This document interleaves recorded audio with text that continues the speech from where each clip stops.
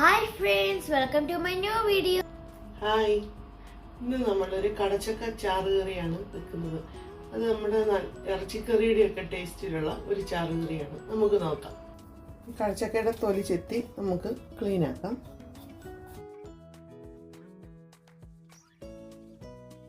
ഇപ്പം ഇതിൻ്റെ തൊലിയൊക്കെ ചെത്തി എടുത്തിട്ടുണ്ട്. ഇനി നമുക്ക് ഇത് കഷ്ണങ്ങളാക്കി എടുക്കാം.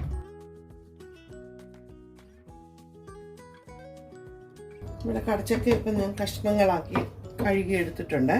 ഇനി അതിലേക്ക് ഒരു 20 ചെറിയ ഉള്ളി കട്ട് ചെയ്തത്, 4 വെളുത്തുള്ളി കട്ട് ചെയ്തത്, 2 പച്ചമുളക് കട്ട് ചെയ്തത്, കറിവേപ്പില ഇത്ര ഇട്ട് കൊടുക്കാം. 1/4 സ്പൂൺ മഞ്ഞൾപ്പൊടി. ഇതിന് നെകക്കെയുള്ള വെള്ളം ഒഴിച്ച് നമുക്ക് വേവിക്കാൻ പറ്റാം. ഇതിലേക്ക് ആവശ്യമായ ഉപ്പ്. ഇനി ഒരു പാൻ ചൂടാക്കി അതിലേക്ക് നമുക്ക് തേങ്ങ വറുത്തെടുക്കാം. അതിന് ആവശ്യമായ മസാലയാണ് ഇത്. ഒരു പിഞ്ച് പെരിഞ്ജീരകം, പട്ട ചെറിയ പീസ്, 2 ഏലക്ക, 2 ഗ്രാമ്പു. നമ്മൾ ഈ പാനിൽ എണ്ണയൊന്നും ഒഴിക്കുന്നില്ല, അതിലോട്ട് നമുക്കിത് ഇട്ട് കൊടുക്കാം. ഈ മസാലയൊന്ന് റോസ്റ്റ് ചെയ്തിട്ട് നമുക്കിതിലേക്ക് 4 സ്പൂൺ ചിരകിയ തേങ്ങ ഇട്ട് കൊടുക്കാം.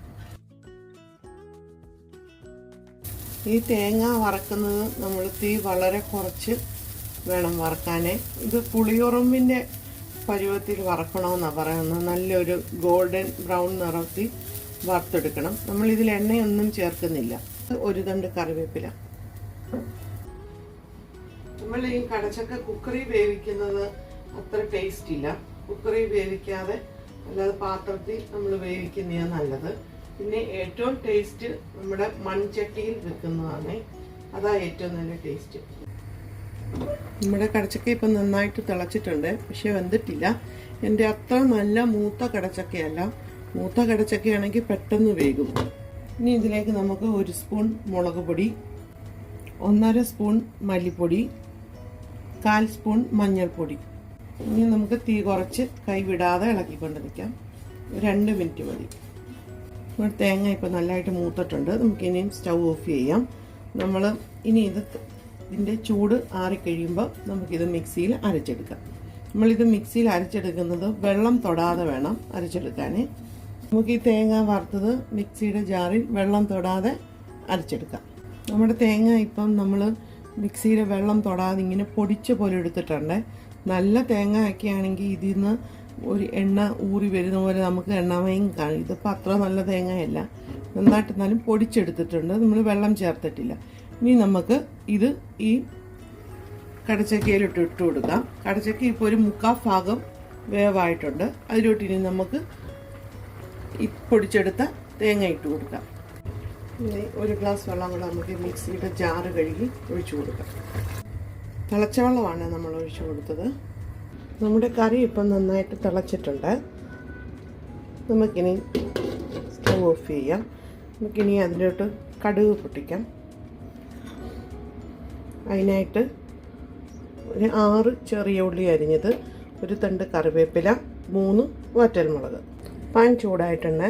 ഇനി അതിലേക്ക് 1 സ്പൂൺ എണ്ണ ഒഴിച്ച് കൊടുക്കാം.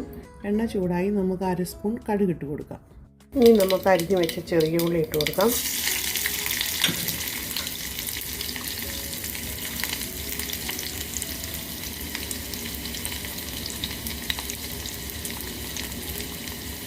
ഒരു തണ്ട് കറിവേപ്പിലയും വറ്റൽമുളകും ഇട്ട് കൊടുക്കാം. ഉള്ളിയും മുളകും കറിവേപ്പിലയൊക്കെ മൂത്തിട്ടുണ്ട്. നമുക്കത് കറിയിലേക്ക് ഇട്ട് കൊടുക്കാം.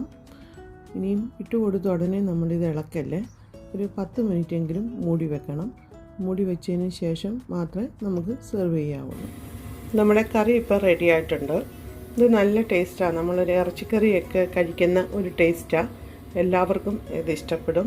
നിങ്ങളെല്ലാവരും ഇഷ്ടപ്പെടുവാണെങ്കിൽ ഇത് ട്രൈ ചെയ്യണം. നമ്മുടെ കടച്ചക്ക കറി ഇപ്പം റെഡി ആയിട്ടുണ്ട്. ഇന്ന് ബീഫ് കറിയുടെ അതേ ടേസ്റ്റ് ആണ്. എനിക്ക് ഈ കറി ഭയങ്കര ഇഷ്ടമാണ്. നിങ്ങൾ എല്ലാവരും റെസിപ്പി ട്രൈ ചെയ്യണം. Hope you like this video. Thank you, bye bye. See you on the next video.